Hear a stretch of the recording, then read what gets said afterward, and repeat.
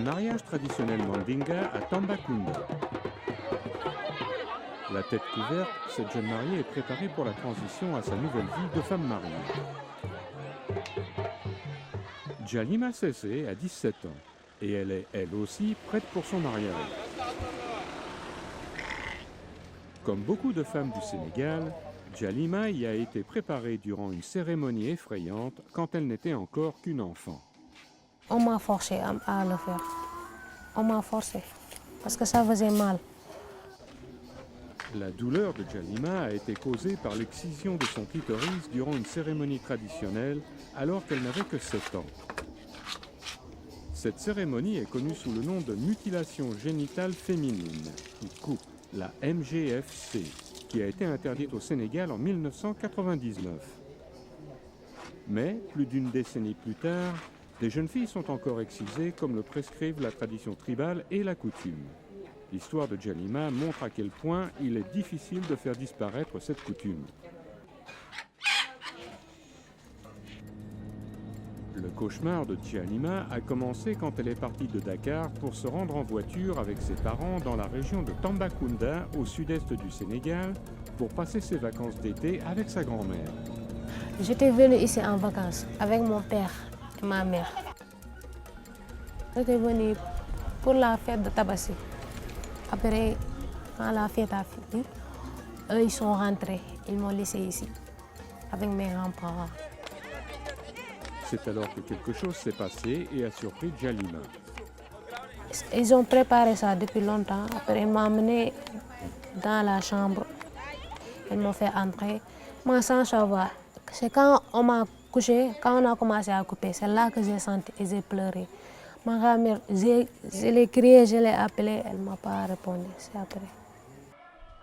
En fait, c'est Kanit Choban, la grand-mère paternelle de Djalima, qui avait organisé cette excision en suivant la tradition de sa tribu.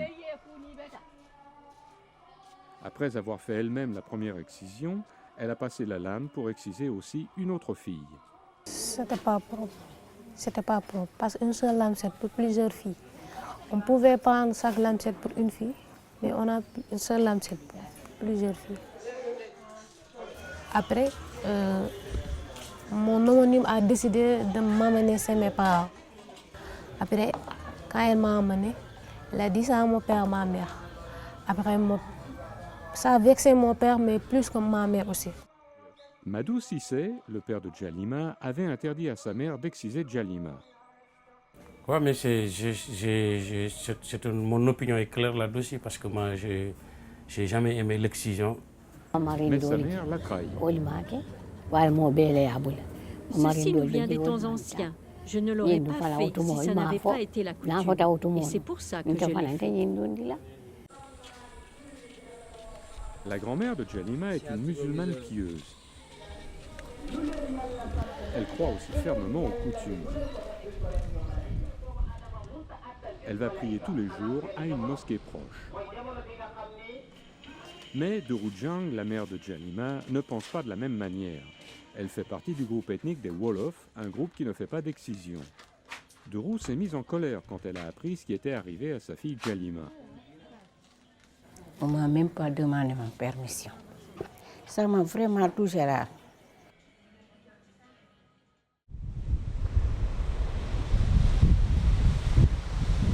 La tradition est une grande force de soutien pour la MGFC au Sénégal.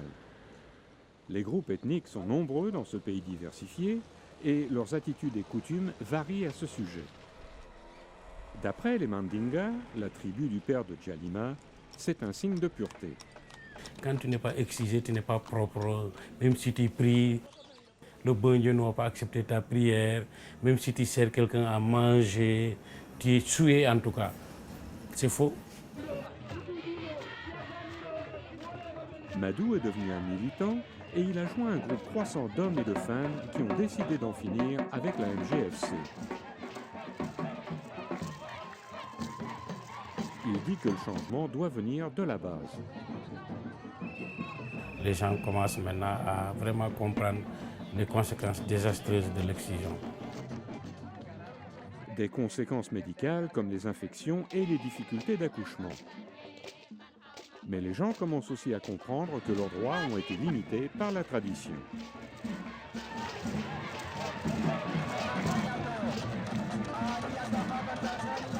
En portant des panneaux, ces femmes, ces filles, ces hommes et ces garçons font ce qu'ils appellent une déclaration publique pour que cette coutume soit abandonnée et ils demandent qu'elle soit bannie. Le soutien des hommes est un élément vital. Les hommes doivent accepter les femmes qui n'ont pas été excisées. J'ai des amis, parfois je les conseille de ne pas faire. J'ai des amis à qui je conseille parfois de ne pas le faire. Nous voulons que les excisions s'arrêtent. C'est un acte criminel. C'est un acte criminel. Mais Andy, on a plus de plaisir avec une femme qui n'a pas été excisée. Je ne peux pas accepter qu'une femme soit obligée de l'être. Mais ce mouvement a encore des progrès à faire dans certaines régions du Sénégal. Le Sénégal est un amalgame de 14 régions, dont 10 continuent la pratique de l'excision.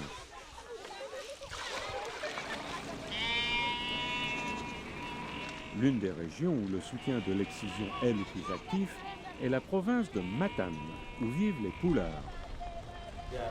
Ils écoutent leur imam local.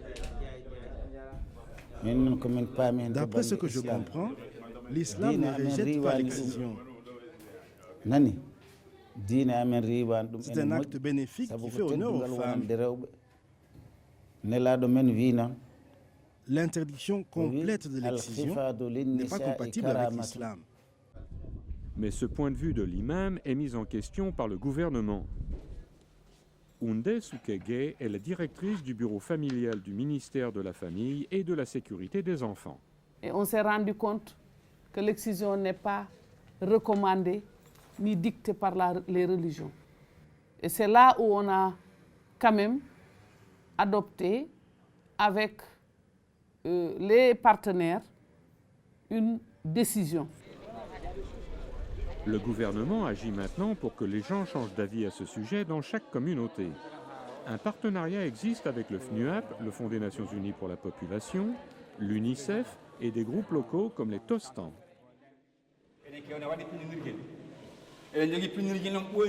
Et là où il y a eu une déclaration publique contre l'excision, le taux des gens qui ont changé d'avis s'est élevé à 65%. Organiser les jeunes qui sont issus des familles, leur donner des informations sur l'excision et leur dire, pour les stratégies de veille et d'alerte, essayez d'aider votre communauté à dénoncer les décisions d'excision. Et ça marche très bien. Le système a récemment donné cette alerte. Dans le Matam, une ONG qui encadrait les femmes avec les jeunes ont dénoncé 2 filles qui ont été excisées et qui sont décédées. C'est ce genre d'incident qui a fait changer d'avis à Kanitchoban.